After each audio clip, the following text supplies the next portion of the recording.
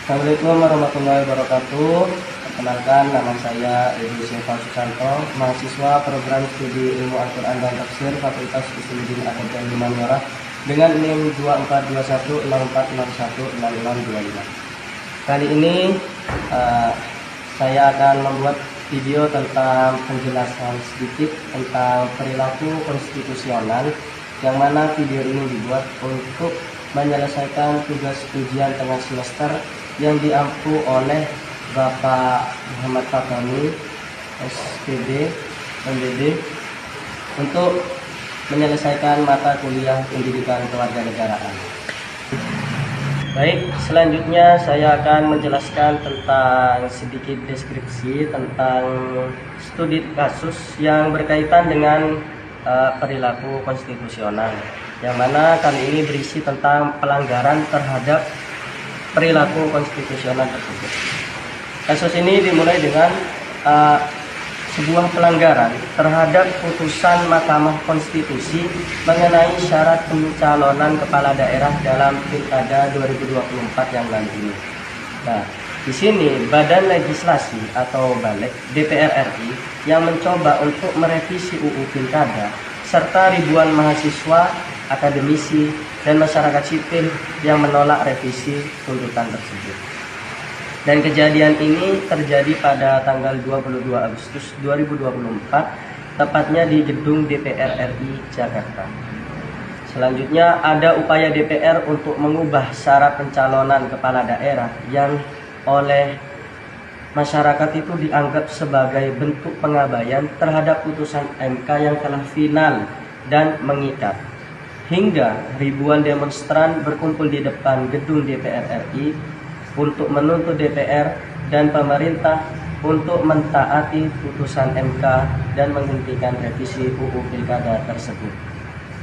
Selanjutnya saya akan menyampaikan tentang kasus-kasus serupa yang pernah terjadi. Seperti kasus yang pertama ini yang mungkin tidak asing bagi kita, yaitu tentang pencalonan Gibran Rakabuming Raka sebagai Wapres 2024-2029 yang dipandang oleh sebagian pihak itu sebagai pelanggaran terhadap konstitusi dan kode etik hakim, karena adanya perubahan mendadak dalam syarat usia calon wakil presiden yang memungkinkan untuk pencalonan Gibran tersebut. Jadi bisa dibilang untung sendiri. Kemudian yang kedua yaitu wacana menempatkan Polri di bawah Kemendagri. Usulan tersebut untuk mengubah posisi kelembagaan Polri di bawah Kementerian Dalam Negeri dianggap bertentangan sekali dengan Konstitusi Republik Indonesia. Selanjutnya yang ketiga yaitu penundaan pemilu 2024, yang mana wacana ini dianggap sebagai pelanggaran konstitusi karena sangat bertentangan dengan prinsip demokrasi dan masa jabatan yang telah ditetapkan sebelum-sebelumnya. Selanjutnya saya akan menyampaikan tentang data referensi dan pandangan para ahli. Yang pertama yaitu dari Mahfud MD selaku Menko Polhukam. Di sini mengatakan bahwa pelanggaran konstitusi untuk kepentingan rakyat sudah beberapa kali terjadi di Indonesia, bahkan sejak era Presiden Soekarno. Ya, dari pendapat ini kita bisa menggambarkan bahwa keadaan negara Indonesia itu sangat, bisa dibilang sangat miris. Kemudian yang kedua yaitu dari DPN Peradi.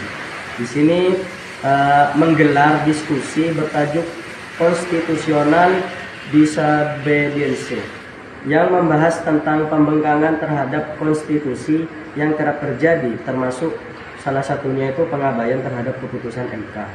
Kemudian yang terakhir yaitu hukum online, yang menyoroti pentingnya solusi mengatasi konflik konstitusional, termasuk peran MK sebagai penengah, harmonisasi antar lembaga negara, kemudian reformasi regulasi, dan peningkatan literasi hukum masyarakat Indonesia. Selanjutnya kami akan menyampaikan tentang pandangan dan dasar-dasar argumentasi yang berisi tentang pelanggaran konstitusi terutama oleh lembaga negara itu sangat mencerminkan krisis integritas dan dapat merusak kepercayaan publik terhadap hukum dan demokrasi. Dan seharusnya konstitusi itu adalah hukum tertinggi yang harus dihormati dan ditaati oleh semua pihak. Pelanggaran terhadapnya, apapun alasannya itu tidak dapat dibenarkan dan harus ditindak sesuai hukum yang telah berlaku di Republik Indonesia ini.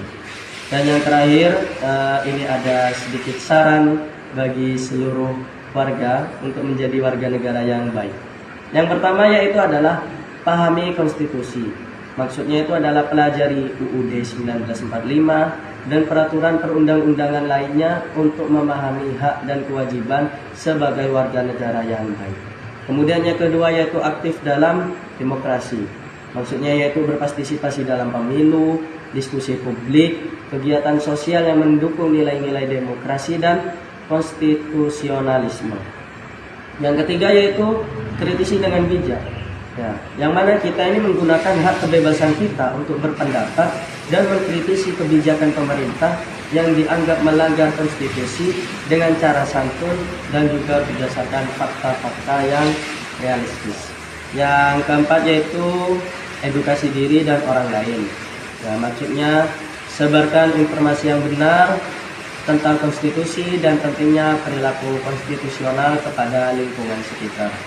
Nah, ini semuanya kami ambil dari berbagai sumber, diantaranya itu adalah kutipan bujurnews.com, kemudian kompas.com, Kompas Nasional, Hukum Online, Media Hukum, dan juga Media Indonesia dan lain sebagainya.